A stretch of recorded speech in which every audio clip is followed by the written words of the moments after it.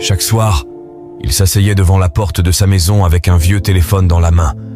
Il n'y avait plus de crédit dedans, plus de réseau, mais il l'allumait quand même. Les voisins se moquaient en disant « À qui tu téléphones comme ça ?» Il répondait « À mon papa ». Son père était parti travailler loin, dans une autre ville. Il avait promis « Mon fils, je t'appellerai tous les soirs ». Au début, le téléphone sonnait vraiment.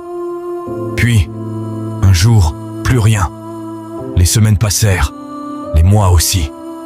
Mais chaque soir, le petit garçon s'asseyait au même endroit et regardait l'écran vide. Sa mère pleurait souvent en silence.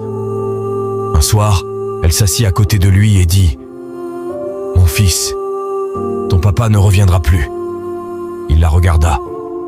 Ses yeux étaient calmes. Il dit « Je sais, maman. » Sa mère resta figée. « Alors pourquoi tu viens ici chaque soir ?»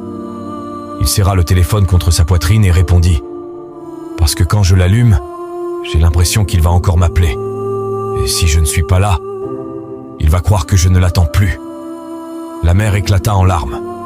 Ce soir-là, le téléphone ne sonna pas. Mais le garçon resta là jusqu'à la nuit complète. Il n'attendait pas un appel. Il attendait un père.